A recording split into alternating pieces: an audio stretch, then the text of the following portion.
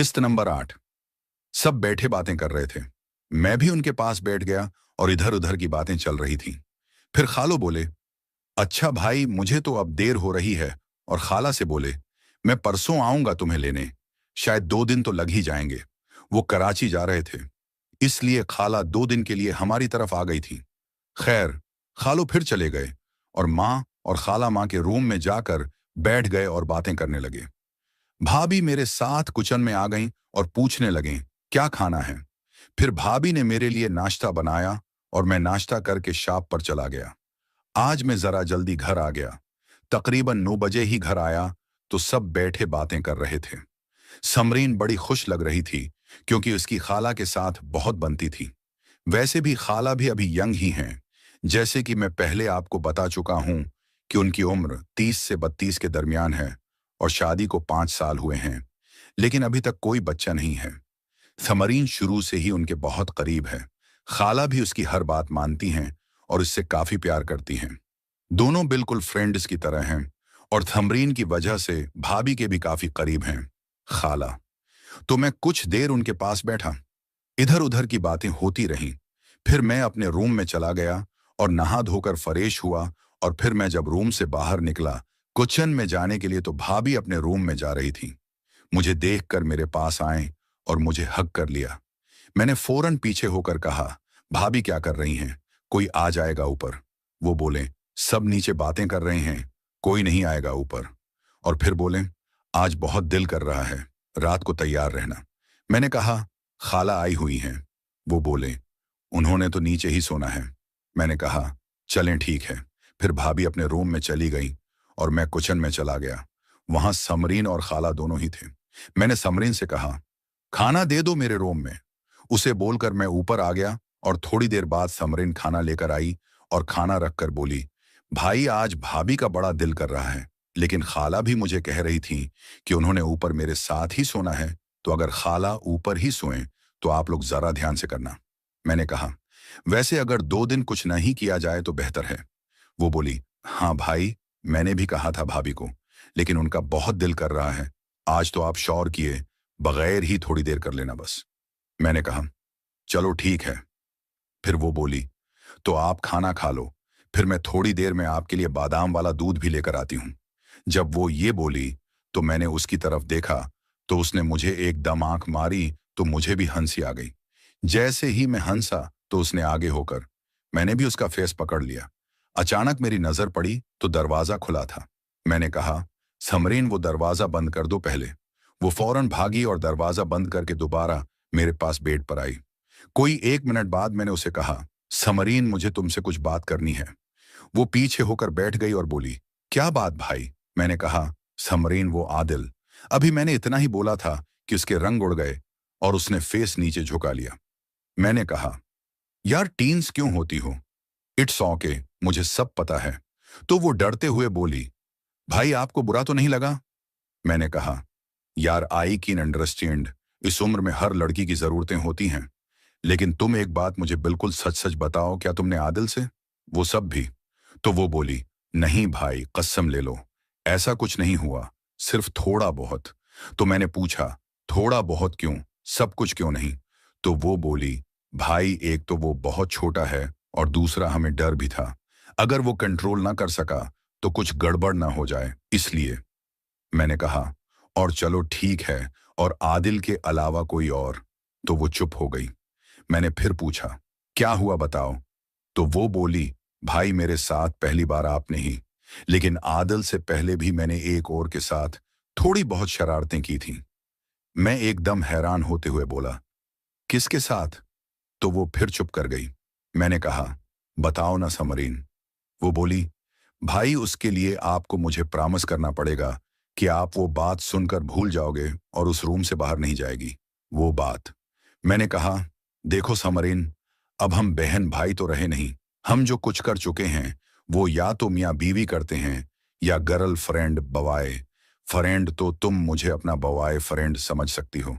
तुम्हें मुझसे डरने की कोई जरूरत नहीं, तुम मुझे बता सकती हो। तो वो बोली, भाई सिर्फ एक बार ही, आज से 4 साल पहले। मैंने कहा, हाँ लेकिन किसका। तो वो बोली, खालो का। मैं एकदम हैरान हो गया और बोला, हैं खालों का। सच्ची? वो बोली, हाँ भाई। मैंने कहा, लेकिन कैसे? तो वो बोली, भाई आपको याद होगा, मैं जब खाला की तरफ रहने गई थी 4 साल पहले फैसलाबाद उनके घर, तब हुआ था। मैं फिर बोला, हाँ, लेकिन हुआ कैसे? तो वो बोली, भाई ये सब अचानक ही हुआ था। तब मेरी उम्र सिर्फ 15 साल थी और खालू मुझे बहुत प्यार करते थे। मुझे डेली मार्केट लेकर जाते थे, मुझे आइस क्रीम वगैरह खिलाते थे।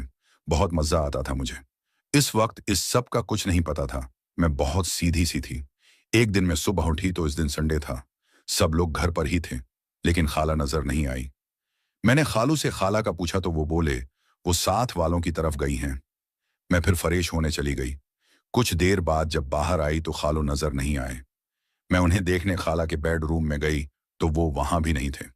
मैंने अचानक उन्हें देखने के लिए बाथरूम का दरवाजा खोला तो खालू शावर के नीचे खड़े नहा रहे थे। मैंने लाइफ में पहली बार देखा था, तो कुछ समझ ही नहीं आई। एकदम खालू मुझे देखकर फौरन दूसरी तरफ मुड़ गए। मैं भी फौरन दरवाजा बंद करके बाहर आ गई। मेरी सांसें पता नहीं क्यों बहुत तेज तेज चल रही थी। मैं बाहर आकर टीवी लाउंज में बैठ गई। मुझे लग रहा था शायद खालू की तबीयत खराब है। तो साथ ही खालू भी आ गए। वो मुझे देखकर बोले, क्या हुआ समरीन? मैं बोली, वो खालू में आपको देखने आई थी तो मुझे पता नहीं था। आप अंदर नहा रहे हो और आपकी तबीयत तो ठीक है। तो खालू कुछ सोचते हुए सोफे पर मेरे पास आकर बैठ गए और बोले, हाँ समरीन, मुझे दरअसल पेन हो रहा है। मैं बोली, कहाँ पर पेन हो रहा है? तो वो इशारा करते हुए बोले, यहाँ पर। मैं थोड़ा परेशान हुई तो मैंने कहा, तो आप यहाँ कोई मेडिसिन लगा लो। तो वो बोले, अब तुम्हारी खाला आएगी तो लगवा लूंगा, लेकिन वो पता नहीं कब आएंगी। मुझे अभी भी बहुत पीन हो रहा है। तो मुझे लगा पता नहीं खालों को कितनी पीन हो रही है कि वो जगह इतनी ज्यादा फूल गई है। तो मैंने कहा, खालों में लगा दूं मेडिसिन? तो एकदम उनकी आंखें चमक गईं और बोले, हाँ प्लीज, मैं भी यही कहने वाला था। पीन बहुत है, तुम लगा दो। तो मैं बोली, हाँ बताएं कहाँ है करीम, और साथ ही सोफे पर से खड़ी हो गई। तो वो बोले, तुम बैठो, मैं लाता हूं। मैं बैठ गई तो वो किचन की तरफ चले गए। तो कोई 2 या 3 मिनट बाद एक छोटी सी प्याली में कोई चीज लेकर आए जो देखने में शहद हंटी लग रहा था, और मुझे पकड़ा दिया और कहा, तुम यहाँ नीचे बैठो, और खुद सोफे पर बैठ गए। मैंने वो प्याली को सूंघते हुए कहा, खालो उसकी खुशबू तो शहद हांटी जैसी है। तो वो बोले, हाँ ये वही है, डॉक्टर ने कहा था जब भी पेन हो यही मिलना है। तो फिर मेरी नजर पड़ी भाई खम, लेकिन शायद आपसे थोड़ा कम ही होगा, क्योंकि मेरे भाई का तो कोई जोड़ नहीं। और साथ ही हंसने लगी। मुझे भी हंसी आ गई। जब मैं फरेश होकर बाहर आई तो खालो सोफे पर बैठे थे और कुछ परेशान से लग रहे थे। वो मुझे देखकर बोले, बेटा इधर आओ। मैं उनके पास जाकर बैठ गई। पहले वो चुप रहे, फिर बोले, देखो बेटा, तुम इस बात का जिक्र अपनी खाला से न करना, क्योंकि अगर उन्हें पता चला कि मुझे पेन हो रही थी तो वो परेशान हो जाती हैं, और मैं उनको परेशान नहीं करना चाहता। तुम समझ रही हो ना मेरी बात? मैंने कहा, जी खालो, मैं नहीं बात करूंगी खाला से। तो उन्होंने कहा, शाबाश, अच्छा बताओ आइसक्रीम खानी है? मैंने खुश होते हुए कहा, जी खानी है। वो बोले, चलो जब तुम्हारी खाला आ जाएंगी तो मैं तुम्हें मार्केट लेकर जाऊंगा, आइसक्रीम भी खुलाऊंगा, और तुम्हें चीजें भी लेकर दूंगा मजे मजे की। तो मैं खुश हो गई। बस वो दिन गया और आज का दिन गया।